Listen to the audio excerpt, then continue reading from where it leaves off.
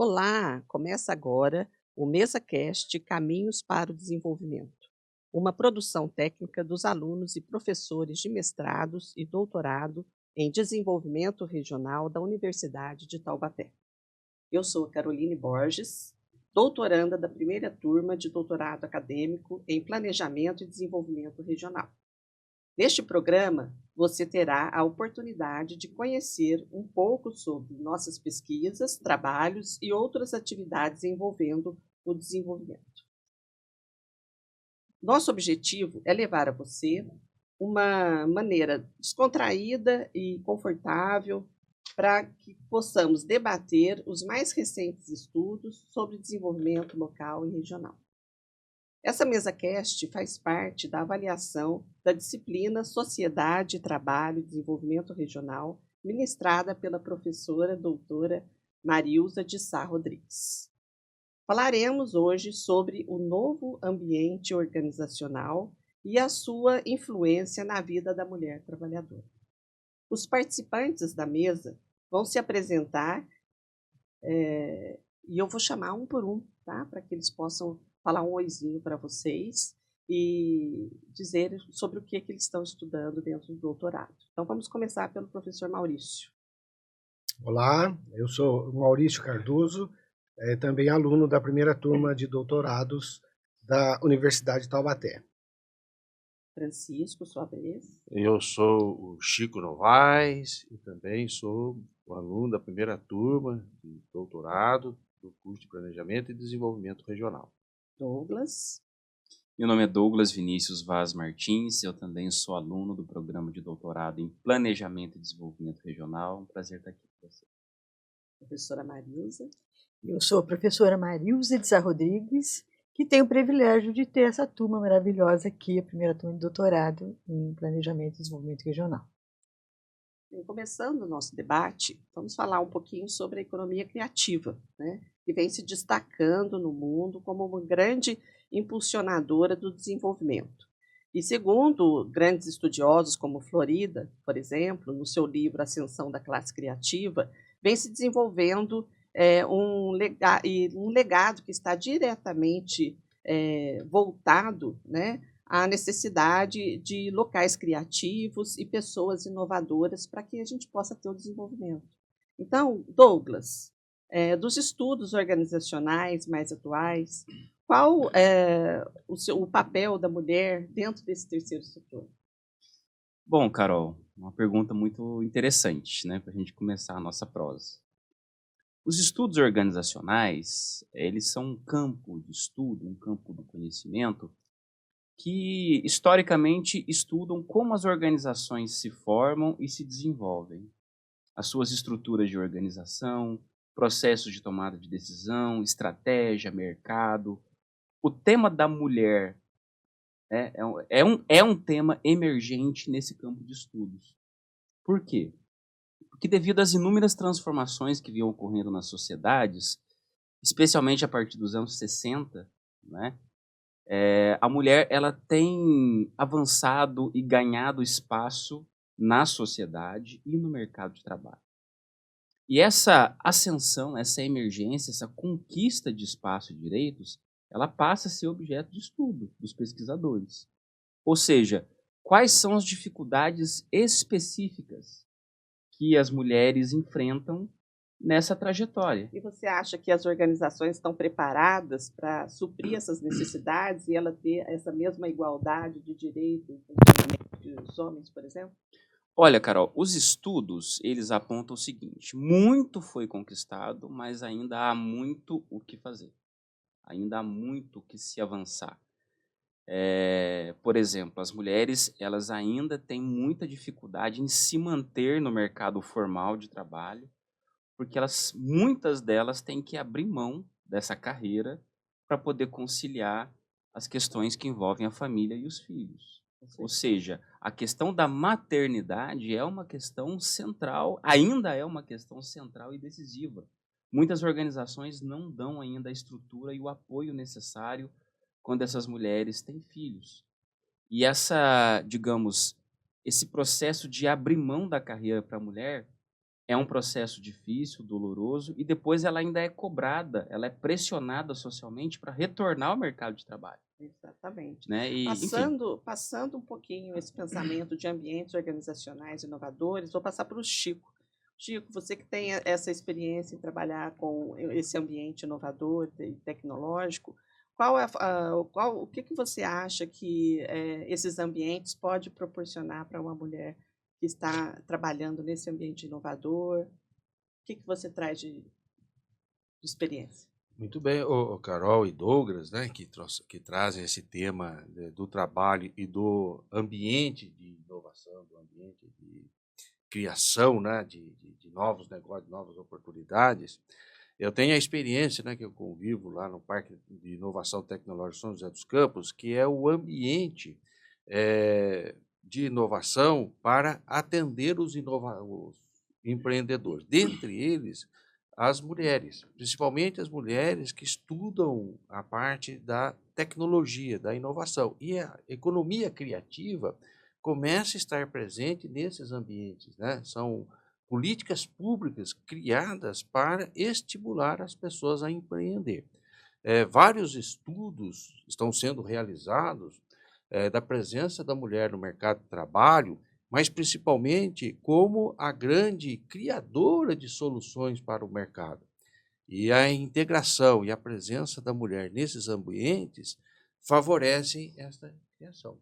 Então, os autores estão estudando essa presença, estão estudando, por exemplo, as empresas nascentes com presença somente de mulher, as empresas nascentes de união mulher e homens, e também dos novos empreendedores somente masculino, vendo as características da criação, da tecnologia, das respostas às necessidades do mercado.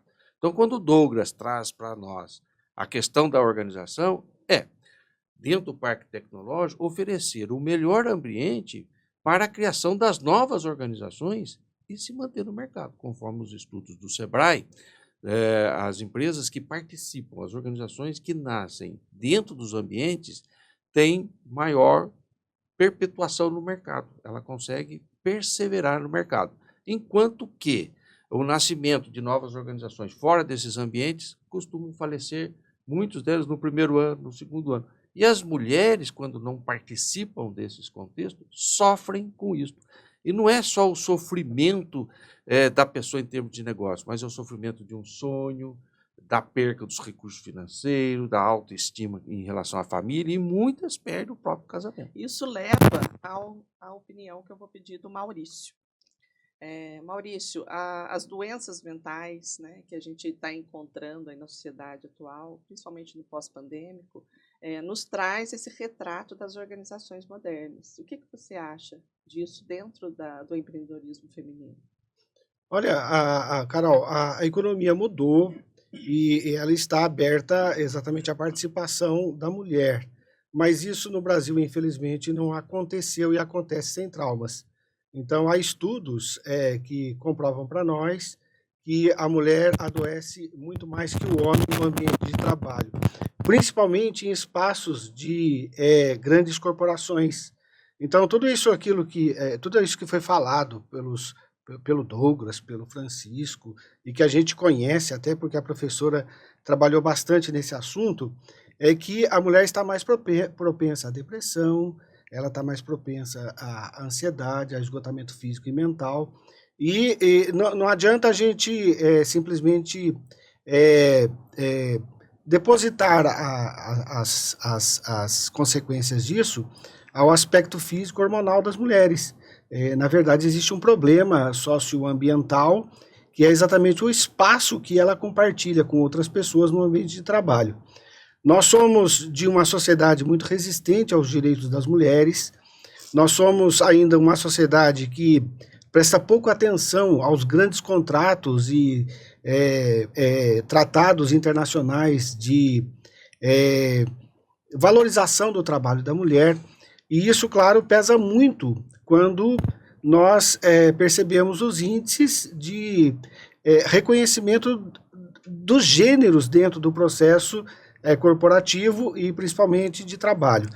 Então, a mulher, por exemplo, ela pode falar, ela pode opinar, mas ela não pode dar decisões administrativas, porque não é o papel dela, infelizmente. Isso, levando agora esse assunto para dentro das organizações modernas, onde a gente vê ambientes que roubam o nosso tempo, que não é dedicado somente à organização, né? Então, eles colocam dentro da empresa áreas de diversão, onde você pode passar o seu tempo livre, mas dentro da empresa.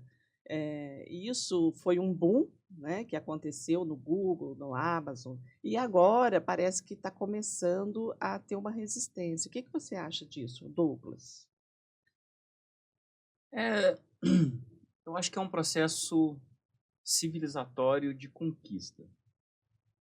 A luta das mulheres, assim como a história de outros grupos, como negros, comunidade LGBTQIAP+, enfim, é um processo de conquista de direitos.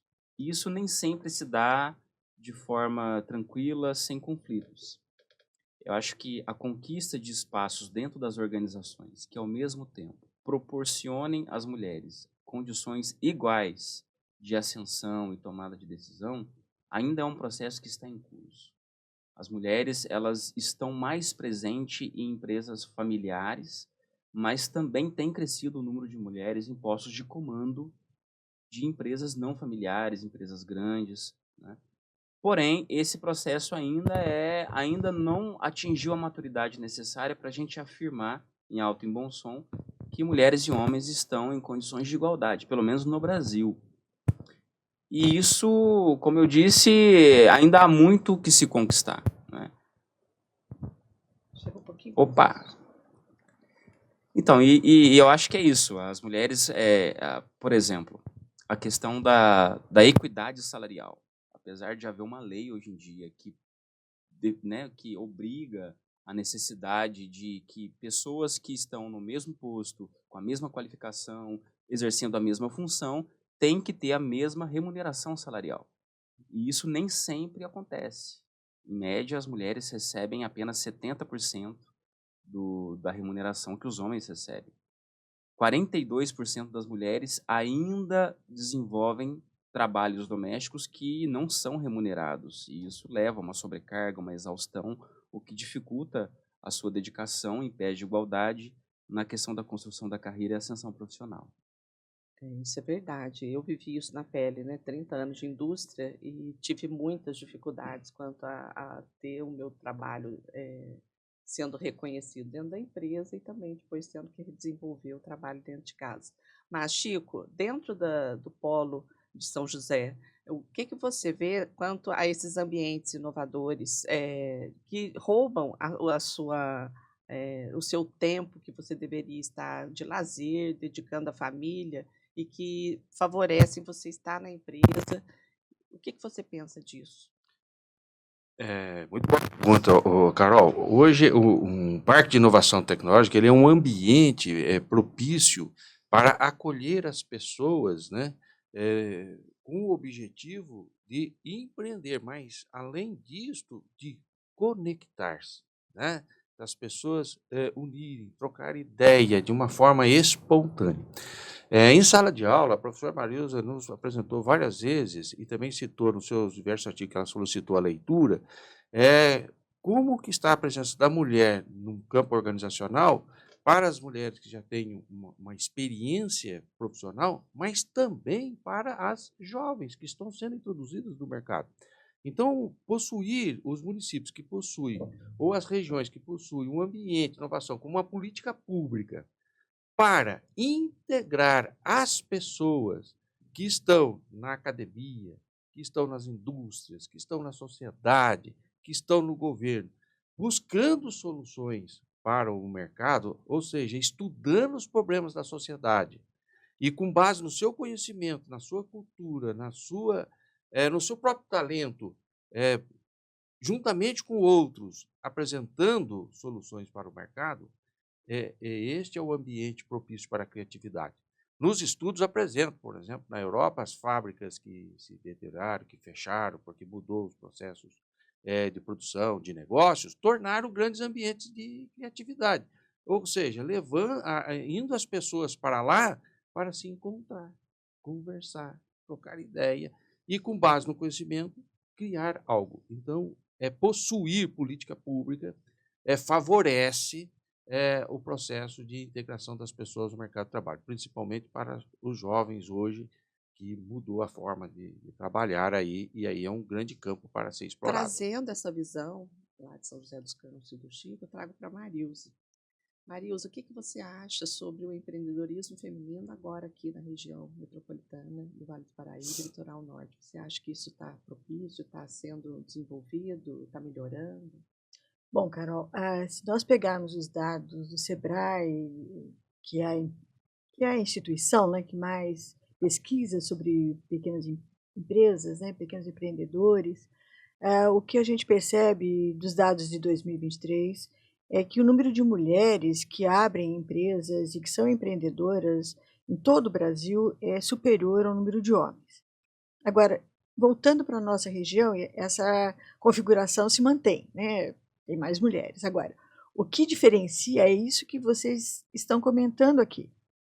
A qualidade ou nível de sofisticação do trabalho que é desenvolvido pelas mulheres. Então, normalmente, as mulheres vão para serviços, né? Estética, atendimento, né? E elas fazem esse tipo de processo de inovação. Muitas vezes não regularizadas, né? Normalmente não, né? O que nós temos de maioria, o que a gente sabe da maioria das mulheres que trabalham e que empreendem, é que elas têm pequenos negócios, às vezes até numa sala da própria casa, né? Onde ela divide o espaço, e aí vai de contra tudo que vocês estão comentando, né? A sobrecarga de trabalho que ela tem. Ela tem família, ela tem filhos, ela tem uma série de outras atividades sociais que ela tem que dar conta. Socialmente ela tem que dar conta, né? É uma expectativa social. Então, esses pequenos empreendimentos que as mulheres vêm fazendo é o que a gente percebe, né? Percebe também muito no sentido de artesãs, né? Desenvolvendo até pães artesanais, né? Não só produtos, né? Mas pães também, né? Produtos que eu digo enfeites, etc.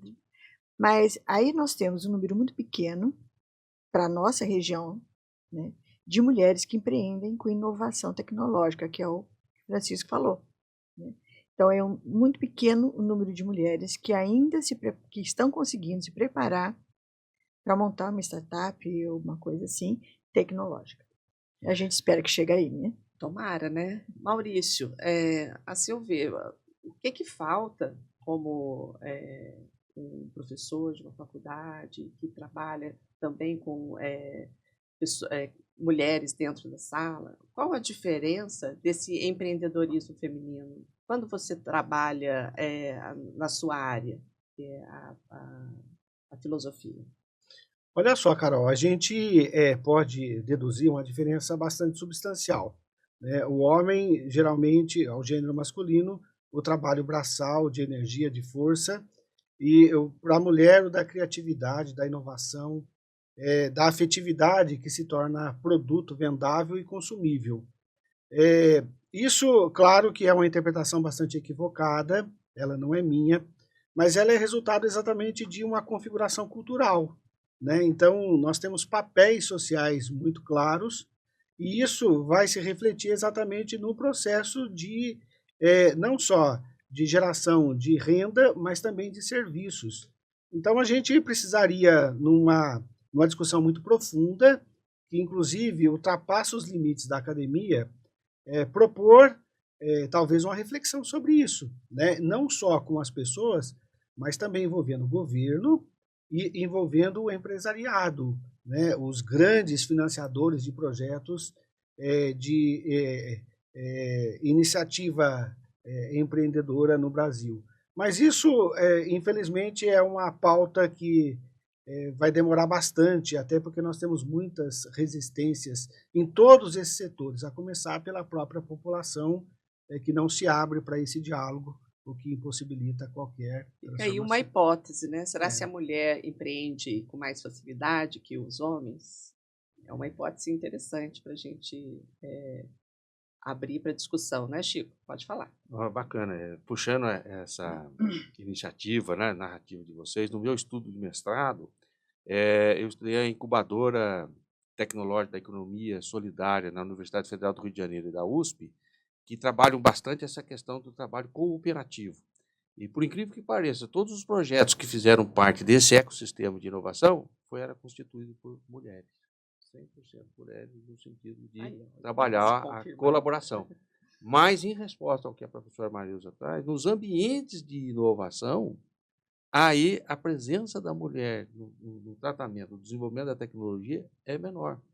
Então, exigindo dos ambientes, segundo os estudos, uma maior proximidade com a academia, em resposta ao que o Maurício fala aí, no sentido de estimular a mulher, trazer o seu conhecimento para a pesquisa ou o desenvolvimento da tecnologia.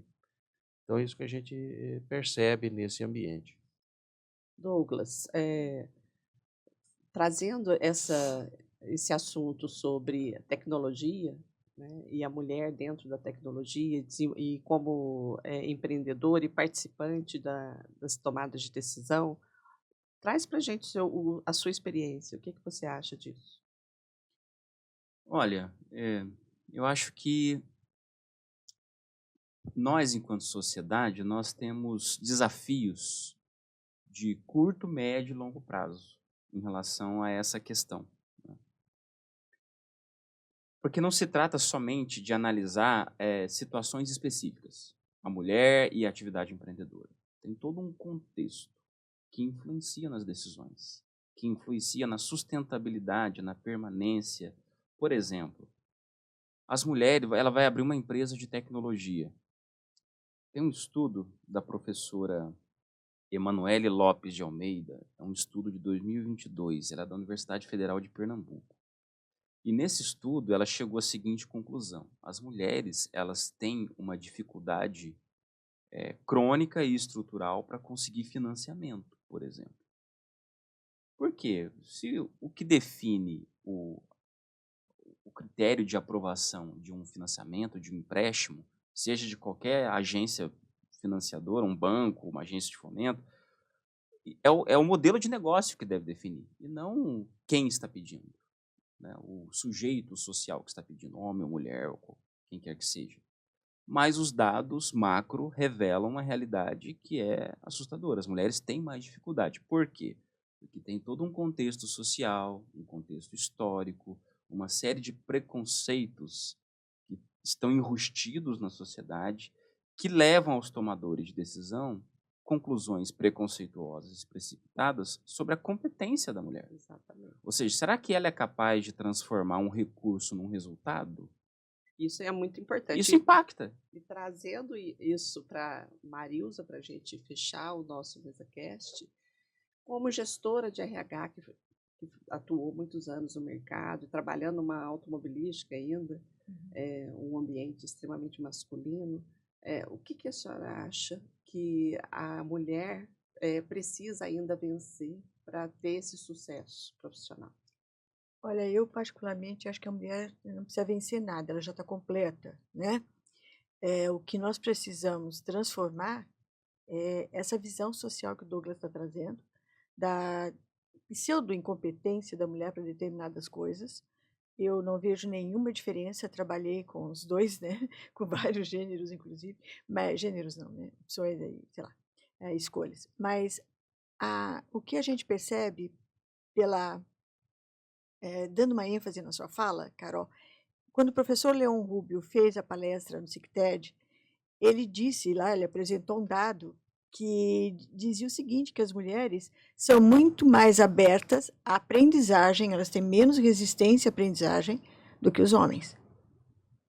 Então, é uma coisa que a gente está tendo dados agora para começar a pensar numa estratégia de política de governo, de política social, de que desmistifique essa coisa do homem é forte, a mulher é fraca e sensível. Não, nós todos temos as duas coisas. E muitos estudos também convergem para que o sucesso da mulher está voltado diretamente ao conhecimento, né? Pode ver pela quantidade maior de mulheres na universidade, Sim. isso dá muita força. Com certeza. Né? Então, gente, chegamos ao final do nosso MesaCast, agradecendo a participação de todos, o nosso MesaCast Caminhos para o Desenvolvimento, uma produção técnica dos alunos e professores dos mestrados e doutorado em desenvolvimento regional da Universidade de Taubaté. Apresentação da doutoranda Caroline Borges, participações da professora Marilza de Sá Rodrigues, professor José Maurício Cardoso, professor Francisco Antônio Maciel Moraes e Douglas Vinícius Vaz Martins. Orientação técnica do professor Lorival da Cruz Galvão Júnior, operação técnica do professor mestre Gerson Mário de Abreu Faria. Agradeço, grande abraço e até a próxima.